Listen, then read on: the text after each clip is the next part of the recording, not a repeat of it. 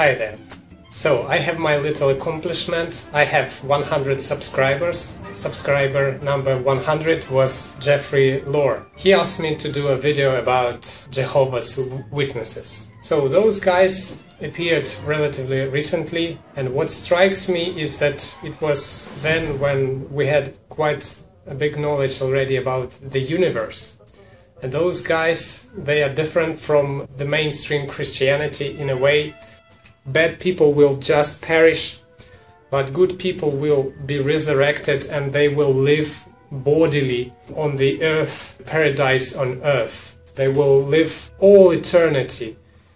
1 billion years will be very, very little time span for the joy and for the eternal bliss, for eternal life of those Jehovah's Witnesses.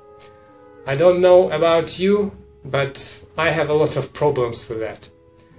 You have to be completely scientifically ignorant to believe that stuff, to believe that crap. Why? The scientists now know that the Earth will survive probably another 4 billion years, and then our Sun will become a huge ball of hydrogen, will consume internal planets like Mercury and Venus, and will probably consume Earth. For sure, the Earth will be not paradise, it will be hell, it will be hot, it will be very, very, very radiated with heat from the Sun and probably the Sun's surface before slowly blowing away will consume the Earth. Will God intervene and change the chemistry of the Sun, or refuel it with additional hydrogen, or remove the iron from the core of our Sun? Or will God stop somehow the universe expansion just for them to live forever and enjoy their lives here on the Earth? It contradicts completely everything that we know about the universe. There is no scientific fact on which you can base this kind of faith. I'm not talking even about the chemistry of the bodies and apparent contradictions with what exactly will happen. What makes those people think that Jehovah, God, will go into all that trouble to assemble billions, many billions of molecules, cells? We have billions and hundreds of billions of cells only in our brain, not talking about all the other cells in the body. Why Jehovah will go into the trouble to reassemble all the billions of the cells for every person? It's so egocentric. We have to be humble, we have to know our place in the universe. We have to marvel that we are the unbroken chain of life.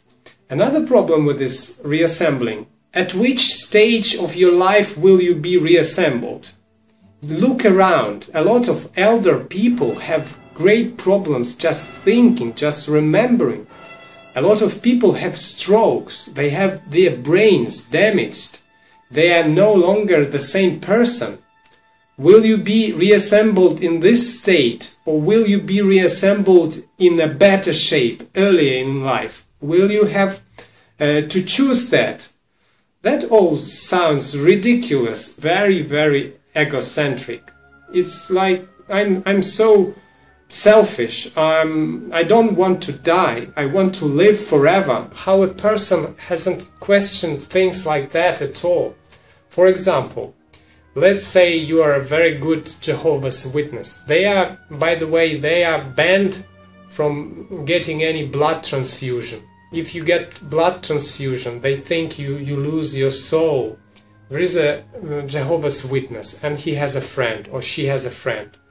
The friend got ill, and then that friend got blood transfusion. He was saved, and he is apparently the same person as before.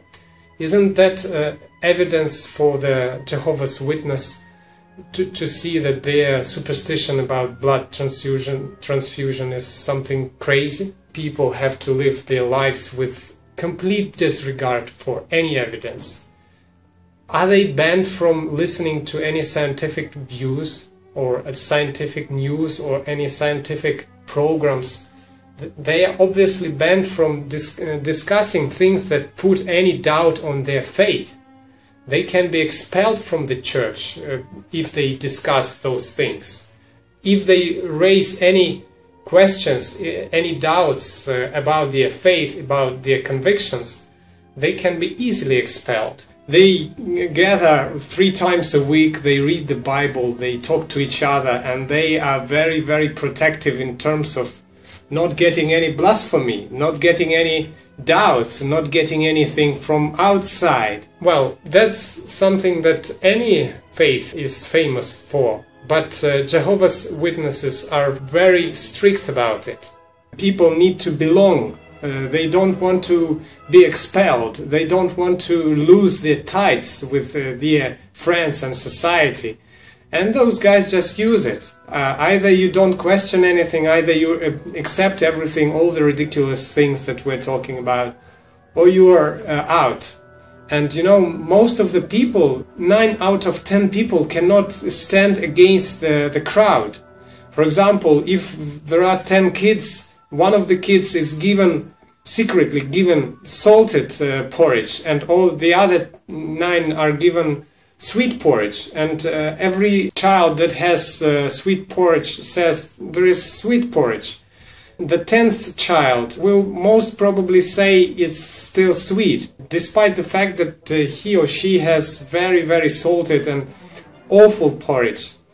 Only 1 in 10 or 1 in 20 children is capable of saying no, going against the stream, going against the crowd.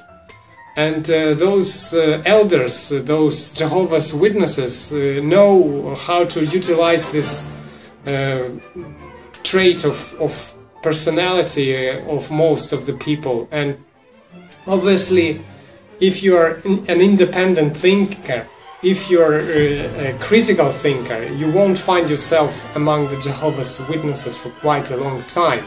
I wish your mind to be free of any chains of faith or any religion. And I'm glad to see you. I will be glad to see you in my new videos. Peace.